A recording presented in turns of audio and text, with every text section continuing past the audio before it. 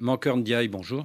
Bonjour. Après 3 mois de guerre civile, est-ce que l'heure est à la poursuite des combats ou au dialogue? Nous pensons qu'il faut combiner les deux, l'offensive militaire et le dialogue politique. Parce que notre conviction, c'est qu'il n'y a pas de solution militaire à la crise en Centrafrique. Et ce que nous essayons de plaider auprès des autorités, auprès du président Touadéra lui-même, tous les partenaires de la RCA également, plaident pour le dialogue. Le dialogue avec tous les groupes armés qui n'ont pas commis de crimes, qui ne sont pas attaqués aux populations civiles. Je pense que c'est très important. Par contre, il y a d'autres groupes qui sont distingués dans la période par des attaques contre les populations civiles, par des attaques contre les casques bleus. Et comme tu le sais, nous avons perdu en un mois 7 casques bleus.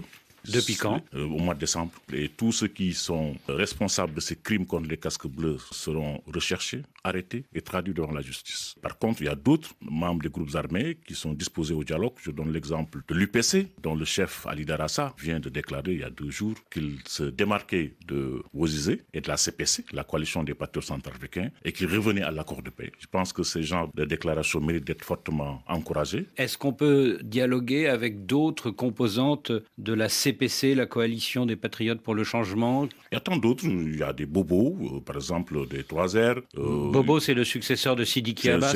Oui, celui qui se considère comme le successeur, mais comme vous le savez, il est un peu contesté aussi, parce qu'au sein des 3R, il y a beaucoup de tendances, beaucoup de dynamiques. Et tant d'autres qui nous ont dit qu'ils étaient disposés à venir. Est-ce que vous êtes pour un dialogue avec l'opposition démocratique?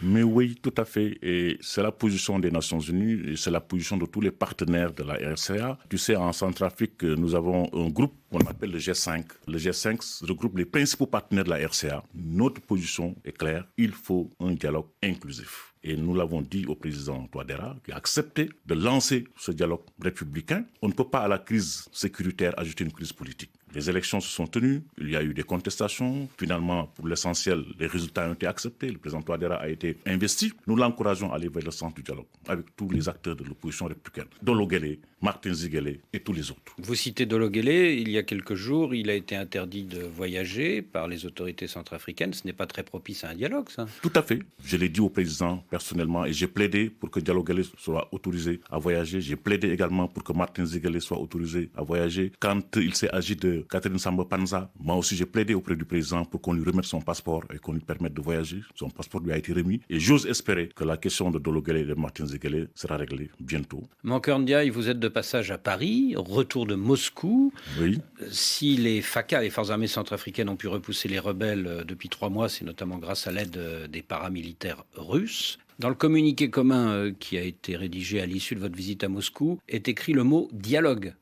C'est un mot que vous avez arraché à vos interlocuteurs russes. Je ne peux pas le dire comme ça, Christophe, mais j'ai plaidé pour que la Russie aide également au dialogue. Parce que la Russie a de très bons rapports avec le gouvernement, avec le président. J'ai également invité la Russie à nous aider pour que le président Touadéra également puisse s'engager dans le dialogue. Et je pense que mon offre a été bien acceptée. Le 31 mars, le groupe de travail des Nations Unies sur l'utilisation de mercenaires en Centrafrique a accusé les paramilitaires russes de la société Wagner d'avoir commis des exécutions sommaires et des actes de torture. Quelle est votre réaction? Il s'agit d'allégations que nous sommes en train de vérifier et de documenter. Donc je suis au courant de ce rapport et j'en ai parlé également avec mes interlocuteurs russes. Et je pense aussi qu'ils sont conscients du fait qu'il faut absolument tout documenter et donner une suite au cas où ces allégations seraient avérées. Ces paramilitaires de la société Wagner, est-ce qu'ils ne posent pas problème vis-à-vis de la population centrafricaine? Vous savez, je ne peux pas parler un peu de paramilitaires parce que je n'ai aucun contact avec cette société, encore moins avec ses responsables. Mais elle est sur place, non? Et elle est sur place, oui, mais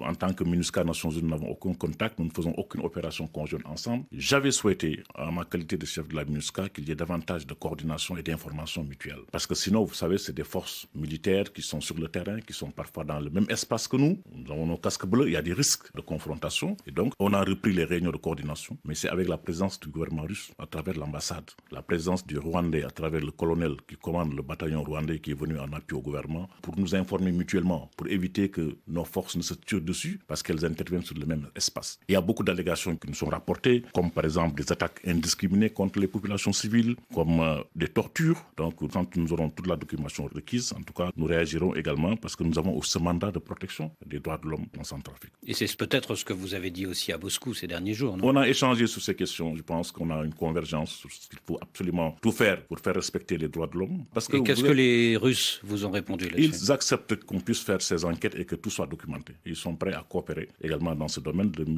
vice-ministre Sergei Vershini me l'a dit très clairement. Et donc, nous avons une convergence de ce point de vue. Mankeur Ndiaye, merci.